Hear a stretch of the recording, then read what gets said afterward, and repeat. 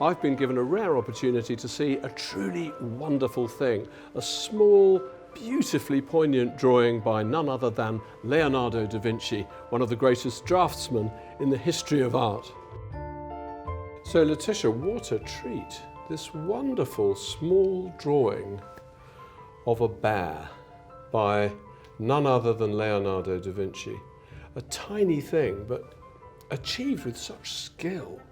Tell me a little bit about the technique that Leonardo's used. The silverpoint technique is basically a silver stick that will be used by Leonardo against a prepared paper, rubbing off the paper to leave a silver trace. And it's quite hard, isn't it, to master this technique? Certainly it's difficult to give the amount of life to an image that Leonardo gave. So it is a very difficult technique because it doesn't really permit any mistake, and he's using the technique to achieve an acute, gripping realism. I think that's important to stress, that he's clearly, to my eye, a living bear.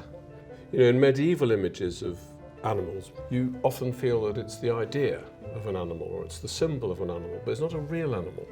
Whereas with Leonardo's bear, there's a kind of connection between the artist and the beast. At the time, both in Tuscany and in Milan, bears were in abundance, and there's actually record of Leonardo going up in the mountain and seeing bears. And we know as well the fascination of Leonardo for nature and for animals in general. It appears through drawings, through his paintings, obviously through his writings as well. And we know from Vasari that he loved animals so much that he would do things like go into the bird market at Florence and buy, when he had money, a whole load of caged birds and simply release them so that they could be free.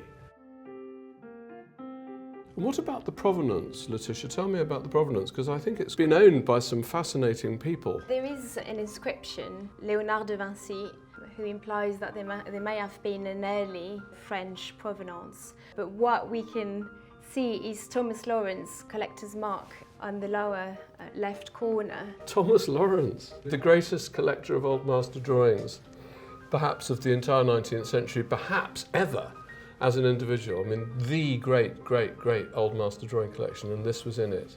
How fantastic. It was in it together with the walking bear in the Metropolitan, formerly Robert Lemon Collection, and also the double-sided duck paws in the National Galleries of Scotland. So we can imagine they were part of the same sketchbook, which also explain why the drawing was well preserved, away from light. It's in a book. Yeah, no, terrific. It has been exhibited a lot, and most recently in 2011 in London, where the drawing was exhibited for the first time together with the portrait of Cecilia Gallerani, suggesting the connection between the ermine and the study. Yes, that's very interesting to see the bear drawing next to the lady with the ermine. It's as if the bear's spirit has somehow sort of been remembered and been preserved in the ermine.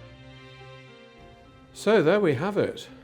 A drawing on a piece of paper smaller than my hand, but I think above all it contains Leonardo da Vinci's love for the animal kingdom, all condensed into this one fantastic image.